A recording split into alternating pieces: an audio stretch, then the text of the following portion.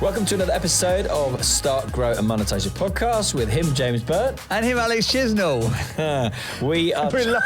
You've got to tell him now. What? Bring him into the inner sanctum. No, How did you start that podcast before we hit the record button? Cleopatra coming at you. Cleopatra coming at you. No. Wow, if you know, you know. I don't know how my brain works. I don't know how it works either. Also, we found out today that your ChatGPT now talks like you. What's going on in the Dorset Massive this morning? Yeah. Wow. Anyway, carry on.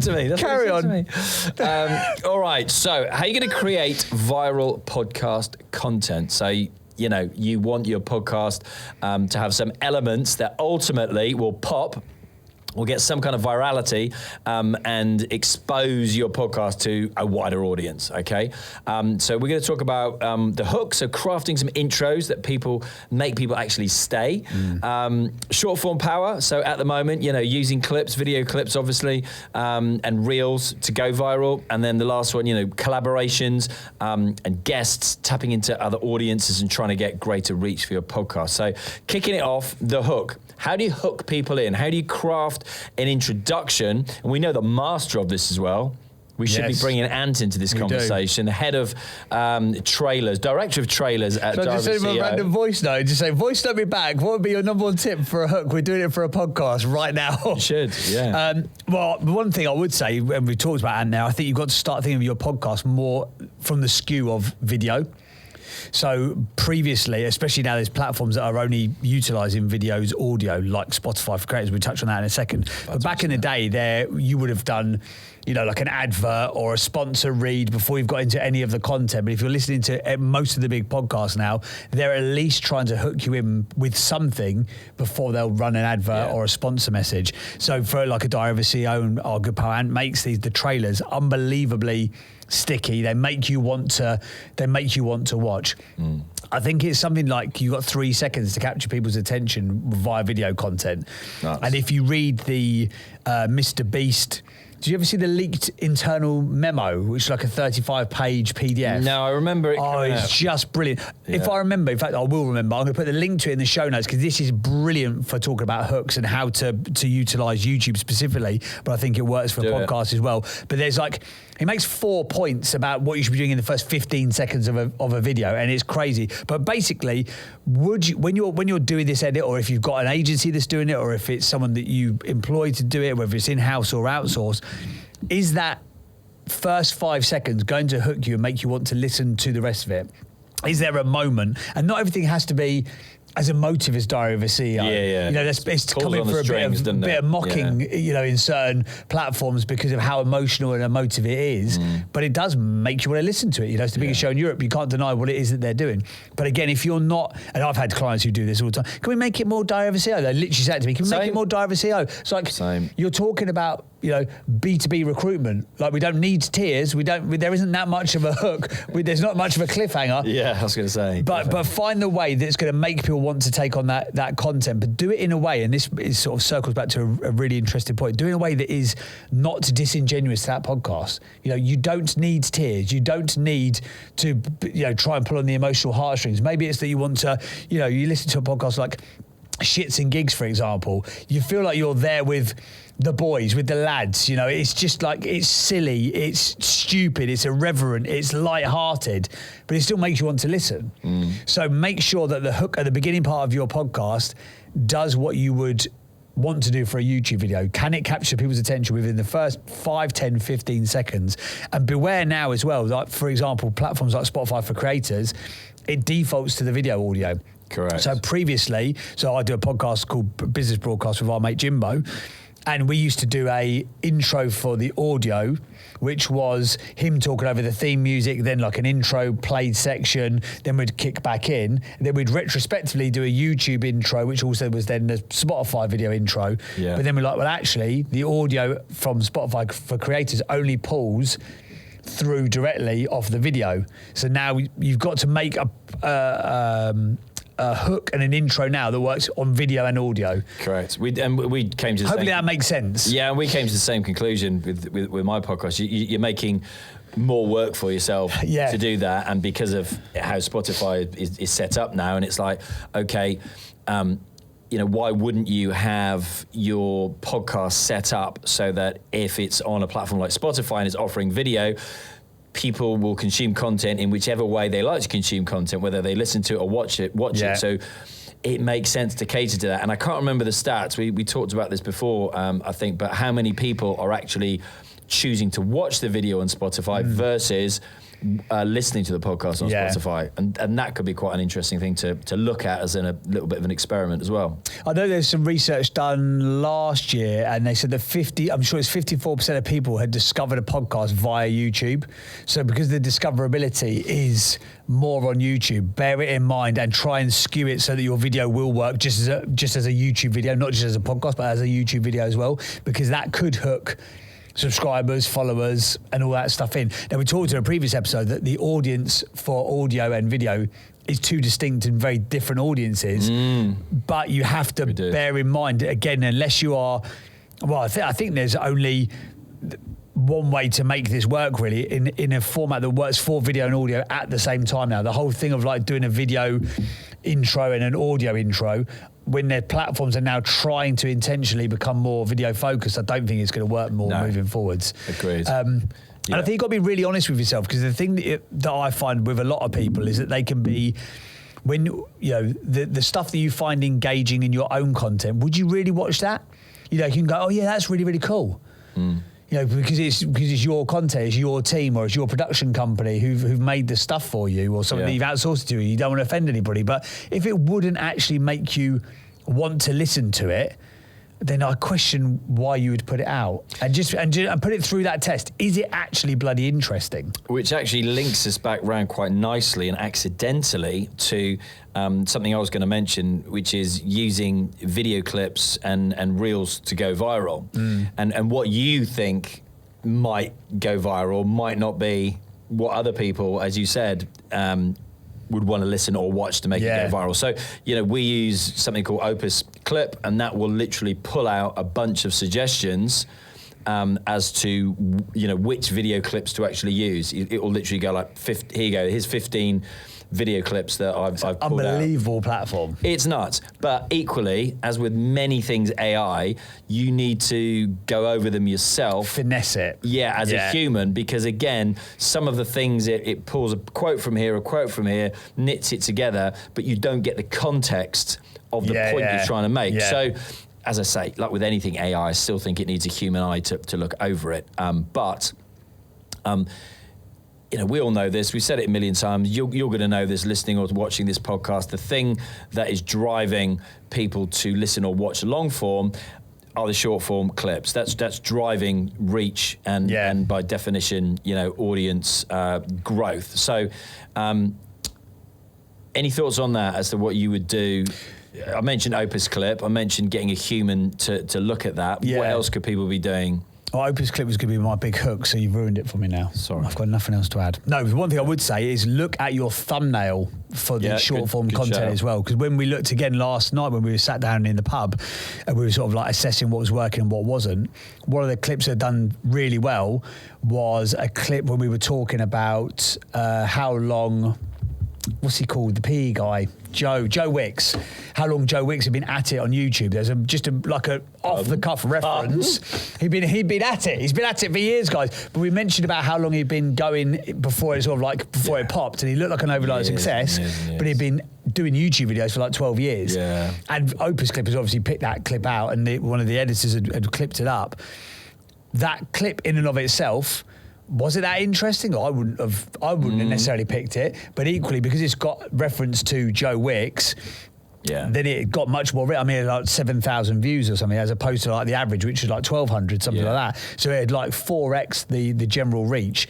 But the only reason that had popped was because of the thumbnail, because you would not have got people watching it unless you've got the thumbnail that tells you the hook or the payoff. Yeah. So with all this stuff, we say with long form content, make sure that you don't devalue by the long form content by not making short form content. Then further down the line, make sure you don't devalue the short form content by not making the thumbnail really make people want to click the button. Yeah. And look, when you've recorded the long form content, you got your macro content, to turn that into micro content, i.e. short form videos, you can put them on, and this is for those of you who don't know, you now get, one of those clips can be on Spotify, okay, which helps with searchability on there. You've got any number of shorts that you want to put on YouTube. I think we were doing maybe 3 a day, something like that. The same clip can be used as a reel on Instagram. Same clip can be used as a TikTok on TikTok. The same clip can now be used on LinkedIn for video, although, again, I'm quite dubious as to how many people actually get shown video on LinkedIn. And then also, Twitter, X, Facebook, do reels as well now. So it's nuts. Just that one little piece of content, you can literally put it across all of those platforms. And again, going back to a previous episode, check, how is it doing on TikTok versus Instagram versus YouTube versus Spotify, and double down on that. I think the other thing with the short form clips, and again, this is something we discovered last night, is that like our editor, for example, he's been going above and beyond in terms of like doing the text overlay. So that's the text to voice bit, because a lot of video watching, I think it's still something like 80% of videos are watched in silence, because obviously people are watching at their desk or whatever, but in places where they need to read the subtitle, if that makes sense. So what you often find is that platforms, they are run by very, very clever tech people. They will know if you're just slinging the same video across different platforms. Whereas what tends to get better reach is if you utilize at least one of their sort of platform specific things. So whether it be like, don't add theme music to the video, like when you're editing it, leave it blank. So when you upload it to TikTok, you can use their trending music. When you add it to Instagram, you can add their trending music. Obviously, LinkedIn doesn't have it. So you might want to have one version. We've started doing this with one of our shows. We have a music version and a non-music version, which the editor was like, right, I've got to do the same thing twice, but just with music and not music. It's like, yep, sorry, dude, but you have. Other thing, like text overlays, for example. So our editor has been using Opus Clip, picking the best clips and then using the text format of it. But then you can't add text easily on the platform. So, for example, you can add captions on TikTok, you can add captions on Instagram Reels. You can't do it on YouTube Shorts yet, but I don't think YouTube Shorts likes text. So stuff that has got text on the screen, I don't think it seems like the reach has been restricted a little bit.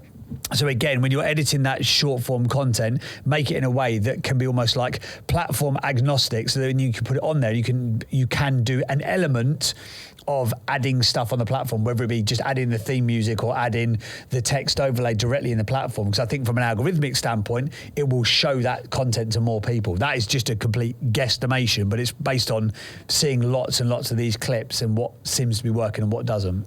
So another thing I want to mention was trying to tap into other people's audiences. So one is through guests, and another one is through collaborations with partners, for example. I was chatting to a potential client 2 days ago,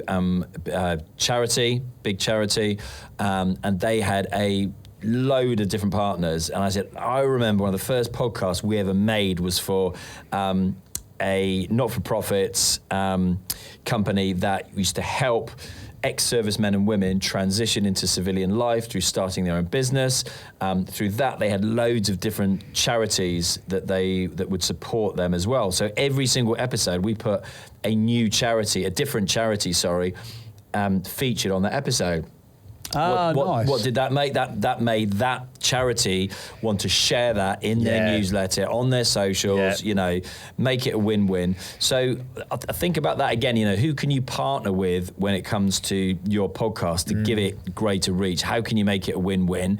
Collaborations could be your sponsors, brand partners. Again, I remember interviewing, this is a real easy one to think about actually. I remember interviewing the CEO of Evernote, the productivity thing.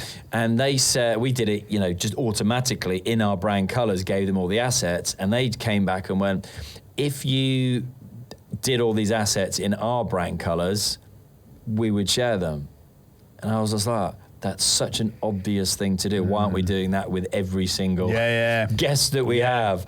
They're more likely to share it. So, think about little wins like that. And then the other one, I think, when it comes to collaborations, is obviously your guests. If you have a guest-based podcast, how could you leverage that audience? I think it goes back to making sure that the guest is the star of your show. If you're hosting a podcast, then the guest is the person who's essentially bringing the audience. So I listen to a bunch of podcasts. I subscribe to hundreds of them. But when I'm going through to choose what I want to listen to, I don't really listen for the host. I listen for the guests that they're going to have on.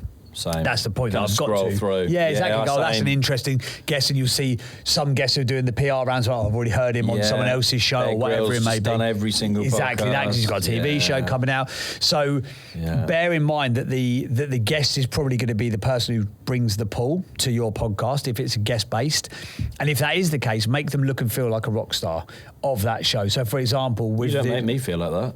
Well, you are, babe. Okay. You are definitely the rock star. Thank you, John. You did. I'm not sure if we got the. I asked you to sit here earlier just to make sure the camera's in focus. You started singing "Highway to Hell," so maybe I could put that clip in. There you go.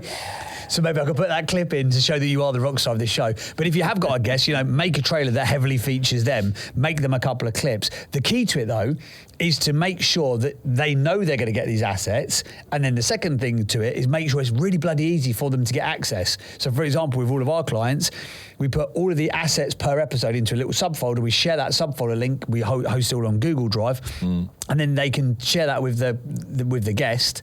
And then they can really easily share it out. And we give them the thumbnails and we give them the wording. And your team does an exceptionally good job of it. You send an email. Here's the link. Here's the wording we're using. Feel free to tweak it yourself. You couldn't make it any easier for people. You literally spoon feed them the ability to share content out. And the easier that you make it sounds daft, right? I've even had people who oh, could you send me it on WhatsApp and then I'll share it out. Now people go, oh yeah, but that derogates the quality of the 4K video. Shut up. Just get it out there. However you can, get it out there. And to reiterate, a really important point here is you've created this great content. You've made it all about them. You've given them all of the assets in every single format that they may need to use. I know what's coming. Here. Go on. Okay, go on. Yeah, go on then. You're going to say, don't be disappointed if they still don't share it out. No, sorry. Say that. No. Wow, this chair goes back a long way. I did not expect that. Make sure you actually find out who's the person who's going to share it and send it to them. Because it's not always the bloody guest. Yes, very good point. The guest too busy to share it. Could be a PA, could be a marketing executive, whoever it is in their team. But it took me years to learn that bloody lesson because I never knew. I was just sending it to the guest. And then, to your point, they weren't necessarily sharing it. Yeah. And give them enough time as well, because a lot of people, if they, we've worked with some TV people recently for a project with a big fashion brand, but I know, for example, that they're doing press shoots this week for the next series of that TV show. So if I say to them next week, which I'm hurrying the client up, I need the stuff to be able to share it. If I just say to them, hey, here's your assets, can you share it out now? They might already be in a PR cycle that's already predetermined, and you can't get. What a lot of people do is they're like, oh, hey, the podcast has gone out today. Here's the assets. Yeah. Which, when you've got smaller level guests, and I mean that respectfully, or people who are not doing so much press and PR stuff, you might get away with it. But equally, I mean, I've done podcast episodes as a guest on other people's shows, and I only found out I got tagged on Instagram or Twitter. I'm like, why did you not share this out with me? Because I could have put it out to the audience. Happens a lot, and then the moment's gone because you're busy, you're drawn into something else, and you don't go back to that. Yeah. You've forgotten about it. Yeah. And they haven't followed up going. I had it, which is really good. Somebody I did consulting for, and I've been a guest on their podcast, but ages ago, right, a couple of years ago, and they've obviously gone back with a new strategy. Is one of the things I said to them. They've come back going, we still get down. It might be complete bullshit. We loved you being on the show. It was a really good episode. Oh, I got that email as well. Okay, we still get downloads for this episode. Will be fantastic to help more people listen to your episode if you'd be kind enough to click this link and rate and review. And I was like that. We aren't doing that. I've told them to do another bloody thing that I've told someone to do that I'm not doing myself. Yeah. But if you've got, like she has, hundreds of past episodes, that is a whole strategy right there, a campaign to exercise. But even if 10% of those 300 people in those episodes went and rated and reviewed the show, that's big for reach. Yeah, definitely. And whilst the platforms say, ratings and reviews don't really count towards the algorithm. It's engagement. Of course it's engagement, and it will have an impact somewhere. So there you go. Hopefully that has been useful for you. If you have enjoyed this episode, please feel free to rate this. As we just said then, 5 stars. Give it 5 stars. We only accept 5 stars, by the way. The 1, 2, 3 and 4 star buttons. I don't know why they don't work on the platform apps for us. So just test it. Just click the 5-star button and you see if it does work for us. It does. If you've got any other questions or queries, ideas, if you're a podcaster, I know there's a lot of podcasters already who are out there who listen to this podcast. You've got a good engagement tactic, let us know so we can share it with our audience as well, because we'd love to spread the word of great podcast advice to the community that we've got here. Thank you for listening. We'll see you on the next one from me and from him. Ta-da!